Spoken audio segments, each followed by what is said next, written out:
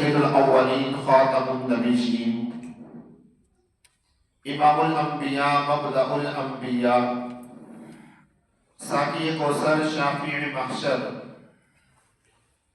آمنہ کے لال عبداللہ کی در یتیم محبوب کبریا احمد مصطفیٰ محمد مصطفیٰ صلی اللہ علیہ وسلم کی ذات مقدس اور ان کی آل اولاد اہل بیت عظام صحابہ کرام رضی اللہ تعالی عنہم اجمعین کی ذوات قدسیہ پر ہدیہ درود و سلام بھیجنے کے بعد معزز سامعین محترم، اللہ رب العزت نے نبی محترم صلی اللہ علیہ وسلم کو بے شمار معجزات عطا فرمائے تھے۔ دیگر انبیاء علیہ السلام کے مقابلے میں آپ علیہ السلام کے معجزات بھی زیادہ ہیں، اور آپ علیہ السلام کو جتنے معجزات عطا کیے ان کی مثال بھی مشکل ہے۔ انہی معجزات میں سے ایک معجزہ ماہ رجب المرجب میں آپ علیہ السلام کا مسجد حرام سے لے کر مسجد اقصی تک اور پھر مسجد اقصی سے لے کر اللہ کے عرش تک سفر کرنا۔ آپ کے اس سفر کے دو حصے ہیں، ایک حصے کو اسراء کہا جاتا ہے یعنی سیر کرنا۔ آپ نے مسجد حرام تک جو مسجد حرام سے مسجد اقصی تک جو سفر کیا اسے اسراء کہا جاتا ہے، جس کا معنی ہے سیر کرنا، چلنا۔ اور مسجد اقصی سے جو آپ نے سفر کیا اللہ کے عرش تک اسے معراج کہا جاتا ہے۔ اور یہ رسول اللہ صلی اللہ علیہ وسلم کے معجزات میں سے ایک بڑا معجزہ ہے۔ آپ علیہ السلام کا یہ جو سفر ہے یہ سفر آپ کا جسمانی تھا نہ کہ روحانی اور منامی۔ بعض حضرات کہتے ہیں کہ رسول اللہ صلی اللہ علیہ وسلم کو یہ سفر روحانی طور پہ کرایا گیا کہ آپ علیہ السلام کہیں تشریف نہیں لے گئے، بلکہ آپ جس جگہ پر تھے وہیں پر آپ نے تمام چیزیں دیکھ لی۔ اور بعض حضرات کہتے ہیں کہ آپ کو یہ سفر منامی کرایا گیا، یعنی آپ کو خواب کے ذریعے سے تمام چیزیں دکھلا دی گئی۔ اہل سنت والجماعت کا ایمان اور عقیدہ ہے کہ نبی محترم صلی اللہ علیہ وسلم کا یہ سفر نہ روحانی تھا نہ منامی تھا، بلکہ آپ کا یہ سفر جسمانی تھا۔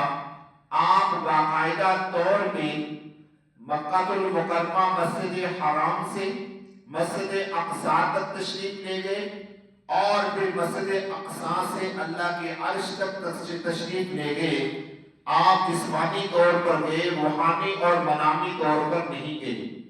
اور اس کی سب سے بڑی دلیل یہ ہے کہ جب آقا دو عالم صلی اللہ علیہ وسلم نے واپسی پر مکہ المکرمہ میں لوگوں کے سامنے اپنا یہ واقعہ بیان کیا، جب مکہ والوں کے سامنے یہ بیان کیا کہ میں اس طریقے سے ایک رات میں سفر کر کے آیا ہوں، تو مکہ والوں نے ماننے سے انکار کر دیا۔ صرف انکار نہیں کیا بلکہ انہوں نے رسول اللہ صلی اللہ علیہ وسلم سے علامتیں اور نشانیاں بھی پوچھنا شروع کر دی۔ اگر آپ انہیں یہ فرماتے کہ یہ میرا جو سفر تھا یہ خواب میں ہوا یا میرا یہ سفر روحانی طور پہ ہوا، تو مکہ والے کبھی بھی آپ کے ساتھ آپ پر اعتراض نہ کرتے، آپ سے جھگڑا نہ کرتے، آپ سے دلائل نہ پوچھتے، کیونکہ خواب میں کسی بھی چیز کا دیکھنا منع نہیں ہے۔ اگر کوئی شخص خواب میں کہے کہ میں نے خواب میں امریکہ دیکھا ہے، یا میں خواب میں فلاں جگہ پر گیا ہوں، یا خواب میں نے فلاں چیز دیکھی ہے، تو سننے والا کبھی بھی انکار نہیں کرتا۔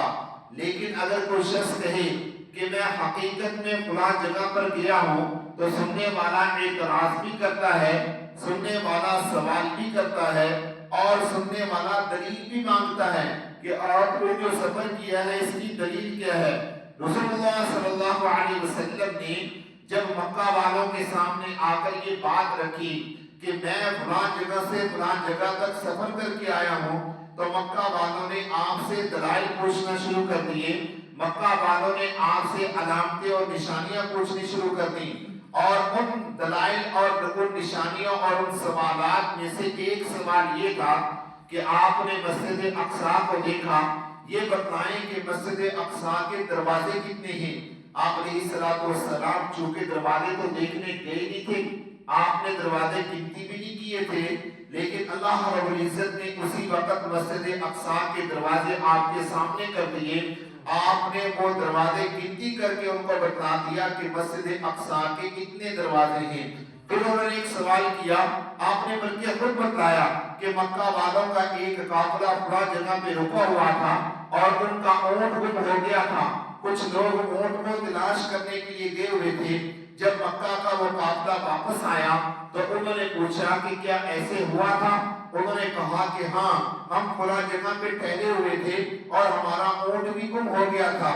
مزے کی بات یہ ہے اللہ کے پیارے پیغمبر نے یہ بھی بتایا کہ وہ قافلہ فلاں وقت میں مکہ میں پہنچ جائے گا، اسی وقت اسی ٹائم وہ قافلہ مکہ میں پہنچا، اور لوگوں نے ان سے وہ سوالات کیے تو انہوں نے کہا ہاں ایسا ہی تھا کہ ہم فلاں جگہ ٹھہرے تھے، ہمارا اونٹ بھی گم ہو گیا تھا۔ میرے دوستوں، یہ تمام تر باتیں نبی محترم صلی اللہ علیہ وسلم کے ساتھ پیش آئیں، ان باتوں سے پتہ چلتا ہے کہ اللہ کے پیارے پیغمبر کا یہ جو معراج کا سفر ہوا یہ منامی نہیں تھا، یعنی خواب میں نہیں تھا، روحانی بھی نہیں تھا، بلکہ جسمانی تھا۔ اللہ کے پیارے پیغمبر خود تشریف لے گئے اور مکمل سفر ایک رات میں کر کے واپس آئے۔ اور اللہ تبارک و تعالیٰ نے قرآن مجید میں اس کا تذکرہ بھی فرمایا۔ اللہ فرماتے ہیں سبحان الذي اسرى بعبده ليلا من المسجد الحرام الى المسجد الاقصى الذي باركنا حوله لنريه من آياتنا انه هو السميع البصير۔ اللہ فرماتے ہیں بابرکت ہے وہ ذات اسرى بعبده، جس نے اپنے بندے کو چلایا، جس نے اپنے بندے کو سیر کرائی، من المسجد الحرام، مسجد حرام سے، الى المسجد الاقصى، مسجد اقصی تک، الذي بارکنا حولہ لنریہ من آیاتنا، وہ مسجد اقصی جس کے ارد گرد اللہ رب العزت نے برکتوں کو نازل فرما دیا۔ سفر کا مقصد کیا تھا؟ لنریہ من آیاتنا، تاکہ ہم آپ کو اپنی نشانیاں دکھلا دیں۔ اللہ تبارک و تعالیٰ نے نبی محترم صلی اللہ علیہ وسلم کے آنے سے پہلے جتنی بھی امتوں کو دنیا میں بھیجا، جتنے بھی انبیاء علیہ السلام کو دنیا میں بھیجا، اللہ رب العزت چاہتے تھے کہ ان تمام تر امتوں کا اور ان کے انبیاء علیہ السلام کے بارے میں رسول اللہ صلی اللہ علیہ وسلم کو بتا دیا جائے۔ اور میرے دوستو، اللہ رب العزت نے کیا جملہ ارشاد فرمایا؟ سبحان الذی اسری بعبدہ، پاکیزہ ہے وہ ذات جس نے چلایا اپنے بندے کو۔ اب یہ جو دو لفظ ہیں اسری بعبدہ، اسرا کا معنی ہوتا ہے سیر کرنا، کرانا، اور عبد کا مطلب ہوتا ہے بندہ۔ ان دونوں لفظوں سے بھی پتہ چلتا ہے کہ اللہ کے پیارے پیغمبر کا یہ جو سفر ہوا تھا، یہ سفر آپ کا جسمانی تھا، روحانی نہیں تھا، منامی نہیں تھا۔ کیونکہ اسرا کا لفظ عام طور پہ اردو زبان میں جب اس کا ترجمہ کیا جاتا ہے تو اس کا معنی کیا جاتا ہے چلنا، سیر کرنا، اور خواب کے اندر انسان چلتا نہیں ہے۔ خواب کے اندر آپ نے دیکھا ہوگا کئی لوگوں کو خواب آتا ہے، آدمی اپنے گھر میں ہے، تھوڑی دیر کے بعد خواب کے اندر حیت بدلتی ہے، انسان کسی اور گھر میں ہوتا ہے، کسی اور شہر میں ہوتا ہے، اور وہ انسان چل کر بھی جاتا، اچانک سے منظر بدلتا ہے، آدمی کسی اور گھر میں چلا جاتا ہے، یا کسی اور ملک میں چلا جاتا ہے، یا کسی اور شہر میں چلا جاتا ہے۔ لیکن اللہ رب العزت نے رسول اللہ صلی اللہ علیہ وسلم کے لیے جو اسرا کا لفظ استعمال کیا، اس کا مقصد بھی یہ تھا کہ اللہ تبارک و تعالیٰ نے نبی محترم صلی اللہ علیہ وسلم کو چلایا، یعنی آپ باقاعدہ طور پر چل کر گئے. اور آپ آگے اسی واقعہ میں سنیں گے کہ حضرت جبرائیل علیہ السلام جو ہیں باقاعدہ طور پر آپ کے لیے جنت سے ایک سواری لے کر آئے تھے، جس سواری کا نام براق تھا. آقا دو عالم صلی اللہ علیہ وسلم اس سواری پر سوار ہو کر باقاعدہ سفر پہ نکلے، اور جہاں جہاں رسول اللہ صلی اللہ علیہ وسلم رکے وہاں جو آپ نے معاملات کیے ان کا تذکرہ بھی احادیث مبارکہ میں ملتا ہے. تو اس سے پتہ چلتا ہے کہ نبی محترم صلی اللہ علیہ وسلم کا یہ جو سفر تھا یہ جسمانی تھا، روحانی نہیں تھا. اور دوسرا نمبر اللہ رب العزت نے کیا ارشاد فرمایا؟ بِعَبْدِهِ، پاکیزہ ہے وہ ذات جس نے چلایا اپنے بندے کو. یعنی اللہ نے اپنے بندے کو چلایا، آپ اپنے بندے کو لے کر گئے. اللہ نے یہاں پر بِعَبْدِهِ کا لفظ استعمال کیا، بِرُوحِهِ کا لفظ استعمال نہیں کیا کہ پاکیزہ ہے وہ ذات جو اپنے بندے کی روح کو لے کر گئی. اگر آپ کا یہ سفر روحانی ہوتا یا آپ کا سفر منامی ہوتا، آپ خواب کے اندر جاتے تو اللہ تبارک و تعالیٰ کبھی بھی بندے کا لفظ استعمال نہ کرتے، کیونکہ عبد کا اطلاق جو ہے وہ انسان کے جسم پر ہوتا ہے، انسان کی روح پر نہیں ہوتا. انسان کی روح کو کبھی بھی عبد نہیں کہا جاتا، بلکہ ہمیشہ انسان کے جسم کو عبد کہا جاتا ہے. اس سے پتہ چلتا ہے کہ رسول اللہ صلی اللہ علیہ وسلم جو ہیں وہ باقاعدہ طور پر چل کر گئے ہیں، آپ نے سفر کیا. اور حدیث مبارکہ میں آتا ہے نبی محترم صلی اللہ علیہ وسلم ارشاد فرماتے ہیں کہ میں حضرت ام ہانی رضی اللہ تعالی عنہ کے گھر میں لیٹا ہوا تھا. ایک رات کا واقعہ ہے، آپ ام ہانی کے گھر میں لیٹے ہوئے تھے. صحیح مسلم کے اندر بھی یہ روایت موجود ہے اور دیگر کتب احادیث میں یہ واقعہ تفصیل کے ساتھ ذکر کیا گیا ہے. اللہ کے پیارے پیغمبر نبی محترم صلی اللہ علیہ وسلم ارشاد فرماتے ہیں کہ اچانک چھت پھٹتی ہے. حضرت جبرائیل علیہ السلام دروازے کے راستے سے نہیں آئے بلکہ چھت کے راستے سے آتے ہیں. چھت پھٹتی ہے اور حضرت جبرائیل علیہ السلام مع دو صحابہ کے حضرت اللہ کے پیارے پیغمبر کے پاس آتے ہیں اور آپ علیہ السلام کو پہلے اٹھا کر بیدار کر کے زمزم کے کنویں کے پاس لے کر جاتے ہیں اور وہاں پر آپ علیہ السلام کے سینے کو چاک کرتے ہیں.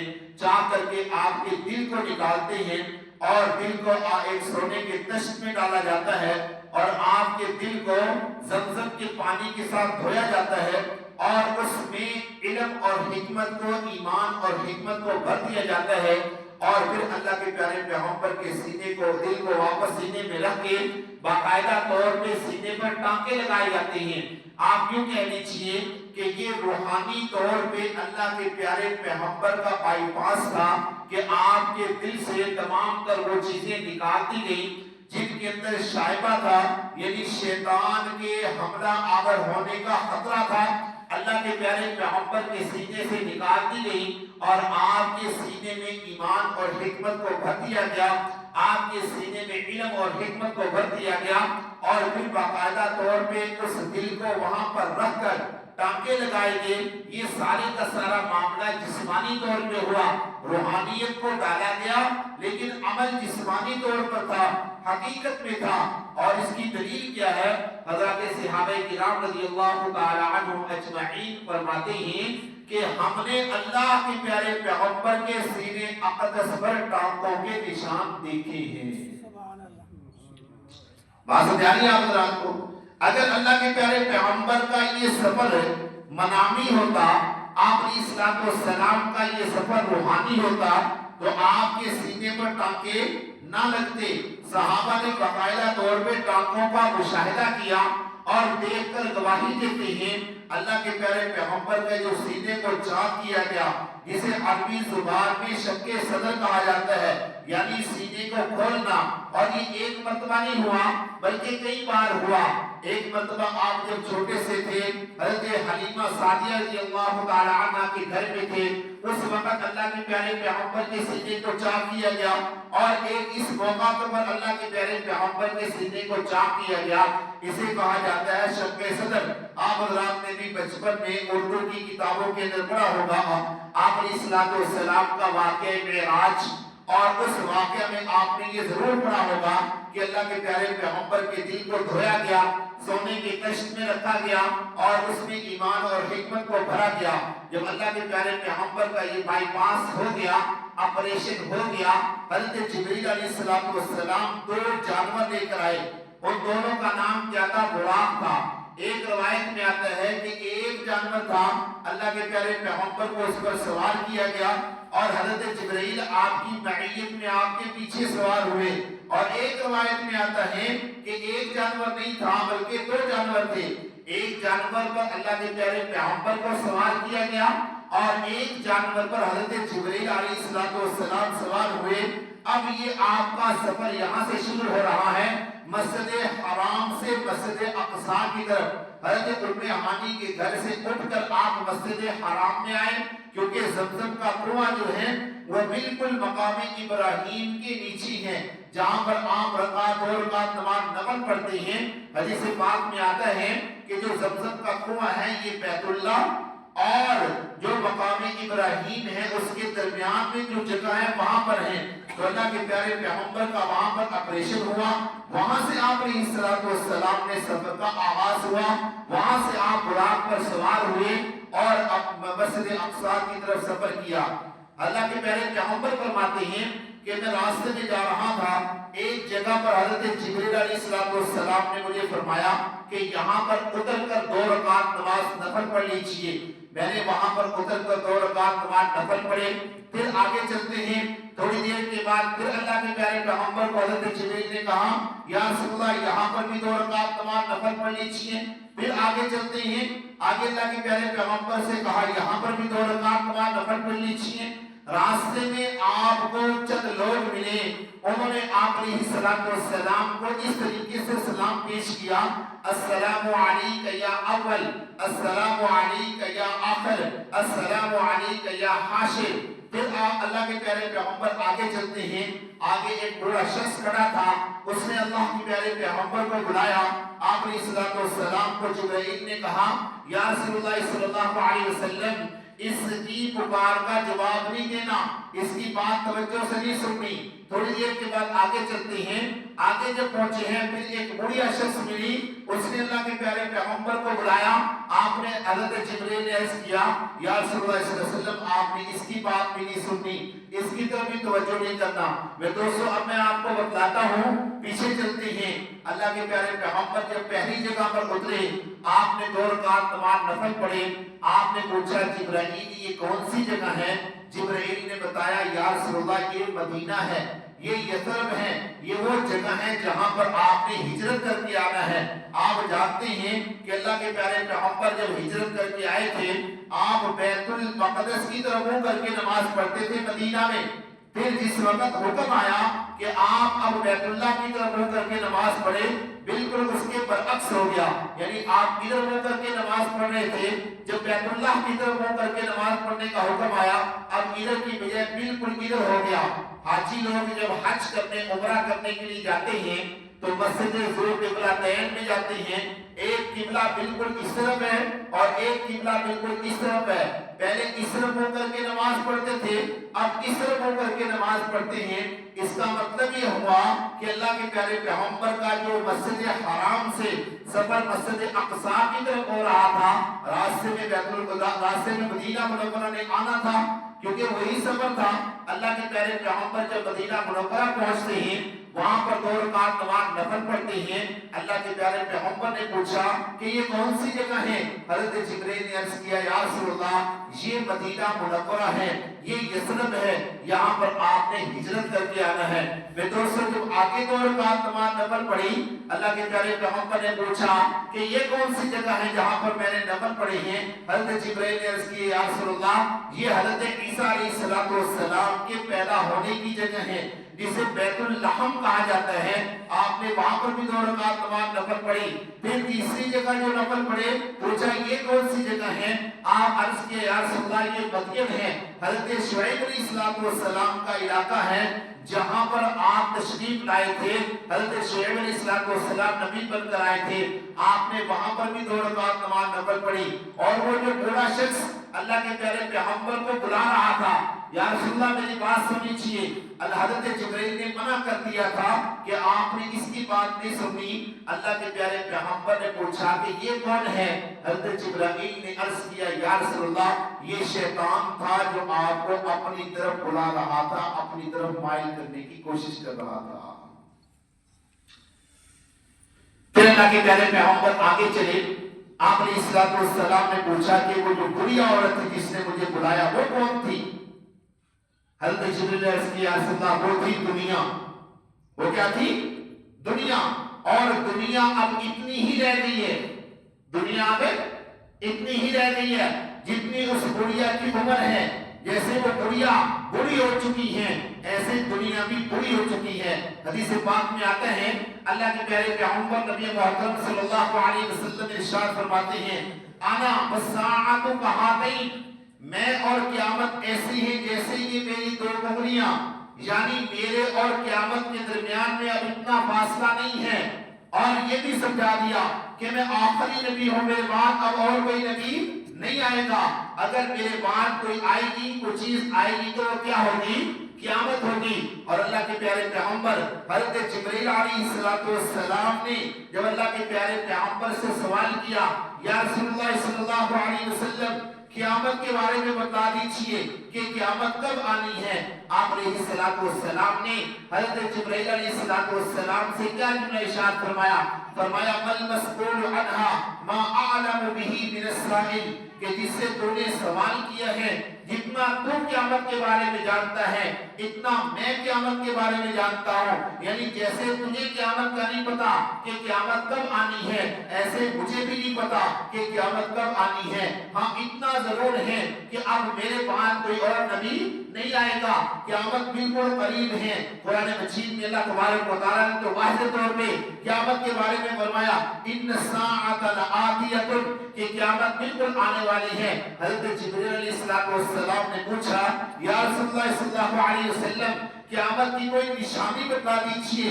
اللہ کے پیارے پیغمبر نے بڑی زبردست بات ارشاد فرمائی میں دوستو، آپ نے فرمایا ان تلد الامۃ ربتها وان ترى الحفاة العراة رعاء الشاء يتطاولون في البنيان۔ اللہ کے پیارے پیغمبر نے دو نشانیاں بتائی۔ ایک یہ نشانی بتائی، فرمایا کہ جب ماں باپ اپنی اولاد کو پیدا کرنے کی بجائے ماں باپ اپنے ماں باپ کو پیدا کریں گے، سمجھ لینا کہ قیامت آ گئی ہے۔ یعنی کیا مطلب ہے اس کا؟ کہ میرے گھر میں میرے جو بچے پیدا ہوں گے وہ میرے ساتھ بہیو کریں گے، سلوک کریں گے ایسے جیسے میرے ماں باپ میرے ساتھ سلوک اور بہیو کرتے ہیں۔ اللہ کے پیارے پیغمبر نے فرمایا کہ جب اولاد ماں باپ کے ساتھ ماں باپ والا سلوک کرنے لگ جائے سمجھ لینا قیامت آ گئی ہے۔ اور دوسرا فرمایا وَأَن تَرَى الْحُفَاةَ الْعُرَاةَ رِعَاءَ الشَّاءِ يَتَطَاوَلُونَ فِي الْبُنْيَانِ، جب لوگ غریب و غربا بڑی بڑی عمارتیں بنا کر آپس میں فخر کریں، ایک دوسرے کو ریاکاری کے لیے دکھائیں کہ میری بلڈنگ اونچی ہے، میرا مکان بڑا ہے، میرا کاروبار اونچا ہے، میرے معاملات اونچے ہیں، میں تجھ سے بڑا، تو مجھ سے بڑا، تیرا کاروبار یہ، میرا کاروبار یہ، میں نے یہ کیا، میں نے یہ کیا۔ جب لوگ ایک دوسرے کے ساتھ یہ معاملات کرنے لگے اور اپنے کاروبار میں ریاکاری اور دکھلاوا کرنے لگے، اپنے گھروں کے اندر ریاکاری اور دکھلاوا کرنے لگے، اللہ کے پیارے پیغمبر نے فرمایا سمجھ لینا کہ قیامت آ چکی ہے۔ اور اس میں کوئی شک نہیں ہے دوستو، رسول اللہ صلی اللہ علیہ وسلم نے جو معراج کی رات دیکھا، حضرت جبرائیل علیہ السلام نے منع فرما دیا۔ آپ نے فرمایا کہ اس کی طرف نہیں جانا، یہ بڑھیا عورت جو ہے یہ دنیا ہے اور یہ آپ کو اپنی طرف مائل کرنے کی کوشش کرنی ہے، دنیا اپنی طرف آپ کو مائل کرنے کی کوشش کرنی ہے۔ آپ نے اس کی طرف متوجہ نہیں ہونا کیونکہ اس کی عمر ختم ہو چکی، دنیا کی عمر ختم ہو چکی۔ اور آپ جانتے ہیں کہ اللہ کے پیارے پیغمبر نے دنیا کی کتنی قباحتیں بیان فرمائی۔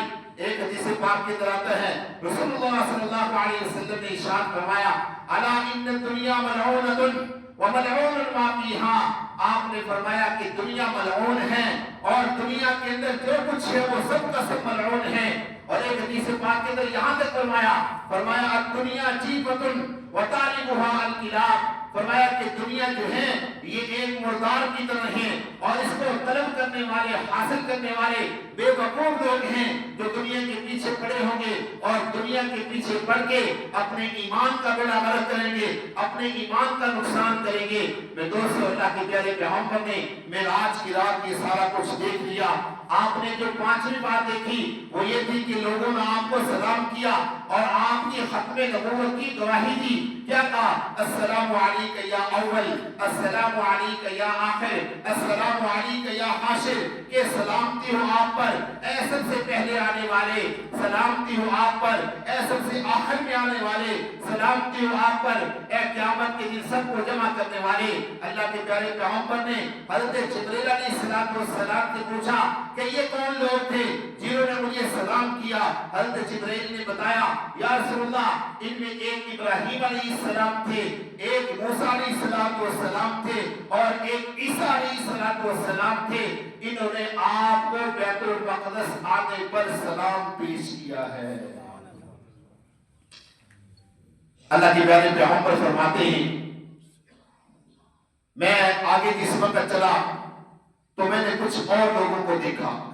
میں دوستو یہ سفر یہاں اللہ کے پیارے پیغمبر کا انبیاء کو دیکھا، نوافل پڑھے، اگلا جو یہ سفر ہے یعنی مسجد اقصی کی طرف جب جا رہی ہیں راستے میں آپ کو اللہ کے پیارے پیغمبر کو امت کے حالات بھی بتلائیں گے۔ توجہ کیجیے گا، یہ بڑی قیمتی بات ہے۔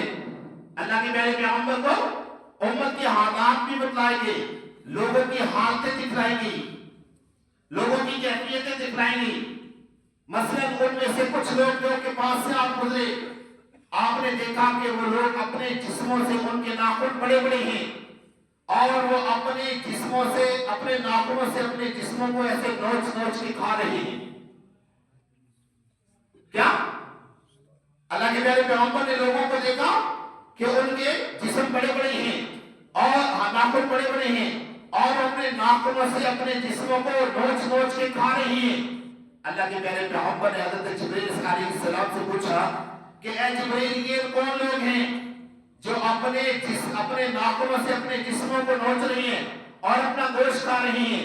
حضرت جبرائیل صاحب السلام نے عرض کیا یا رسول اللہ صلی اللہ علیہ وسلم یہ آپ کی امت کے غیبت کرنے والے لوگ ہیں، اور یہ نہیں فرمایا کہ یہ غیبت کرنے والے لوگ ہیں۔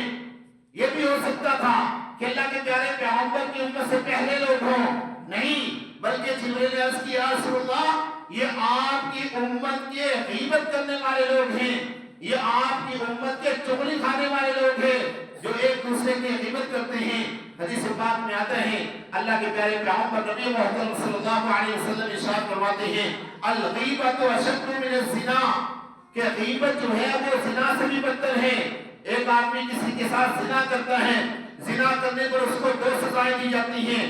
ایک سزا اگر وہ کنوارا ہے تو اس کو 100 کوڑے مارے جاتے ہیں، اگر وہ شادی شدہ ہے تو اس کو سنسار کیا جاتا ہے، پتھر مار مار کے اس کو مار دیا جاتا ہے۔ یہ شرعی سزائیں ہیں جو اللہ تبارک و تعالیٰ نے مقرر فرمائی ہے، لیکن اللہ کے پیارے پیغمبر فرماتے ہیں کہ جو آدمی غیبت کرتا ہے، چغلی کرتا ہے، اس کی سزا زنا سے بھی بدتر ہے۔ آپ نے دوستو اندازہ کیجئے کہ ایک آدمی جو زنا نہیں کرتا، جو چغلی اور غیبت کر رہا ہے، اس کو سنسار کرنے سے بھی زیادہ سزا دی جا رہی ہے، اور یہی وجہ ہے کہ وہ اپنے جسم سے گوشت کاٹ کاٹ کے خود کھا رہا ہے۔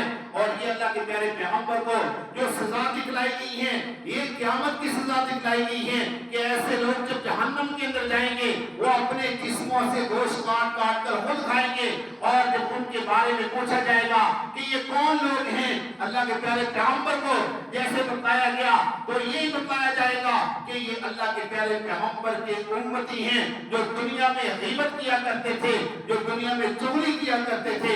آج غیبت کرنے کی سزا ان کو یہ دی جا رہی ہے کہ یہ اپنے جسموں سے گوشت کاٹ کاٹ کر کھا رہے ہیں۔ اور میں دوستوں ذرا توجہ کرنا، اللہ تبارک و تعالیٰ نے غیبت کے بارے میں قرآن پاک میں کیا ارشاد فرمایا؟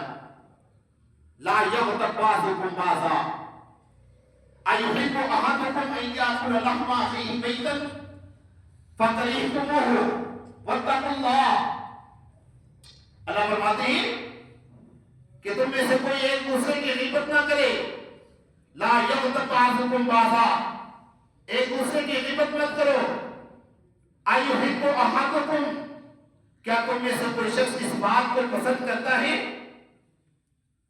کیا تم میں سے کوئی شخص اس بات کو پسند کرتا ہے کہ اس کا سگا بھائی، اس کا ماں جایا بھائی، اس کا حقیقی بھائی، اس کا خونی بھائی اس کی آنکھوں کے سامنے مر جائے اور اس سے کہا جائے کہ یہ چھری لو اور اس کے جسم سے گوشت کاٹ کر کھاؤ؟ کیا اس بات کو تم لوگ پسند کرتے ہو؟ یہ میں قرآن مجید کی آیت کا ترجمہ کر رہا ہوں. یہ اللہ تبارک و تعالیٰ ہمیں مخاطب کر رہی ہے، ہم سب اس کے اندر شامل ہیں کہ کیا تم میں سے کوئی شخص اس بات کو پسند کرتا ہے کہ اس کا سگا بھائی اس کے سامنے مرے اور اس سے کہا جائے کہ یہ چھری لو اور اس کے جسم کے گوشت کاٹ کر کھاؤ؟ ایاکل لحم اخیہ میتا، اللہ فرماتے ہیں کہ وہ مر بھی گیا پھر اس کا گوشت کاٹ کر کھانے کا حکم دیا. آگے فرمایا فَكَرِهْتُمُوهُ، تم اس کو کبھی پسند نہیں کرو گے، تم ہمیشہ اس کو ناپسند کرو گے. جب تم ایک مردہ بھائی کا گوشت کھانے کو پسند نہیں کرتے تو پھر زندہ بھائی کا گوشت کاٹ کر کیوں کھاتے ہو؟ دو عورتیں اللہ کے پیارے پیغمبر کی خدمت میں لائی گئی. آپ علیہ الصلوۃ والسلام سے کہا یا رسول اللہ، ان عورتوں نے روزہ رکھا ہے اور روزہ رکھنے کی وجہ سے یہ بے ہوش ہو گئی ہے. گرمی کا موسم تھا. آپ سے کیا کہا یا رسول اللہ؟ دو عورتیں تھیں، انہوں نے روزہ رکھا ہے اور روزہ رکھنے کی وجہ سے یہ بے ہوش ہو گئی ہیں. آپ علیہ الصلوۃ والسلام نے فرمایا کہ انہوں نے تو روزہ رکھا ہی نہیں ہے، انہوں نے تو روزہ رکھا ہی نہیں ہے، انہوں نے ابھی تھوڑی دیر پہلے تازہ گوشت کھایا ہے، ابھی تھوڑی دیر پہلے تازہ گوشت کھایا ہے. صحابہ بڑے پریشان ہوئے، انہوں نے کہا یا رسول اللہ انہوں نے تو صبح سے ہمارے ساتھ روزہ رکھا ہے. آپ نے فرمایا نہیں یقین تو پانی لے کے آؤ. آپ نے پانی منگوایا، ان عورتوں سے کہا کہ پانی پیو، انہوں نے پانی پیا اور پیو اور پیا، پھر فرمایا اور پیو اور پیا. جب ان کا پیٹ بھر گیا تو ان کو الٹی آئی. جب الٹی آئی تو دونوں عورتوں کے منہ میں سے تازہ گوشت کی موٹیاں نکلی، تازہ، جیسے ابھی تھوڑی دیر پہلے گوشت کھایا ہو. اب اس ساتھ جس نے روزہ رکھا ہو اس کے پیٹ میں سے تازہ گوشت نہیں نکلتا، ہضم ہو جاتا ہے معدے کے اندر. معدے میں کوئی بھی چیز جاتی ہے آدھے پونے گھنٹے کے بعد کیا ہو جاتی ہے؟ ہضم ہو جاتی ہے. لیکن وہ ان کے جسم میں سے، ان کے پیٹ میں سے تازہ گوشت نکلا. آپ علیہ الصلوۃ والسلام نے فرمایا کہ میں نے کہا نہیں تھا دیکھو انہوں نے ابھی تازہ گوشت کھایا ہے، ان کے جسم کے اندر سے تازہ گوشت نکلا. صحابہ عرض کرنے لگے یا رسول اللہ انہوں نے تو ہمارے ساتھ روزہ رکھا تھا.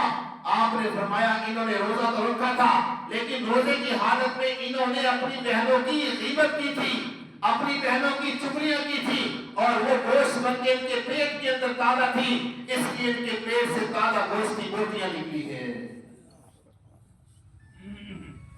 اب اور طرف بات یہ ہے میرے دوستو کہ کہاں وہ صحابہ کا پاکیزہ زمانہ اور کہاں وہ پاکیزہ صحابیات کہ جن کے جسموں سے تازہ گوشت نکل رہا ہے غیبت کرنے کی وجہ سے، اور کہاں ہمارا زمانہ کہ ہم تو صبح سے لے کر شام تک دفتر میں بیٹھے ہیں تو چغلیاں اور غیبتیں کر رہی ہیں، گھر میں بیٹھے ہیں تو چغلیاں اور غیبتیں کر رہی ہیں، دکان پہ بیٹھے ہیں تو چغلیاں اور غیبتیں کر رہی ہیں، مسجد میں بیٹھے ہیں تو ہم کو یہ معاملات کر رہی ہیں، کسی جگہ بیٹھے ہیں تو جگہ یہ معاملات کر رہی ہیں.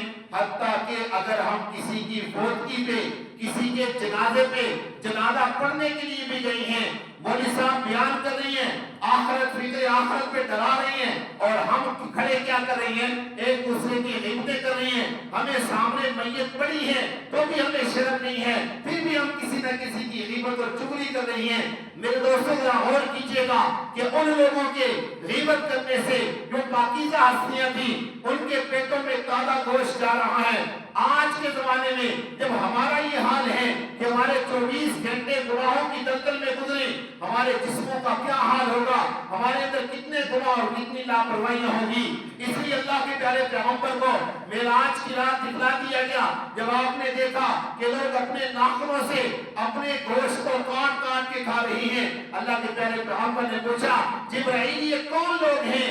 آپ نے فرمایا کہ یہ آپ کی امت کے وہ لوگ ہیں جو دنیا میں لوگوں کی غیبتیں کرتے تھے. اللہ نے ان کو اس کی سزا یہ دی ہے کہ یہ اپنے جسموں سے گوشت کاٹ کاٹ کر کھا رہی ہیں اور قیامت تک کھاتے رہیں گے. پھر اللہ کے پیارے پیغمبر آگے تشریف لے گئے. آگے آپ نے اور بہت سارے لوگوں کو دیکھا کہ ان کے ساتھ کیا معاملات ہو رہے تھے. یہ انشاءاللہ اگلی مجلس میں عرض کریں گے. اللہ مجھے اور آپ کو فہم نصیب فرمائے.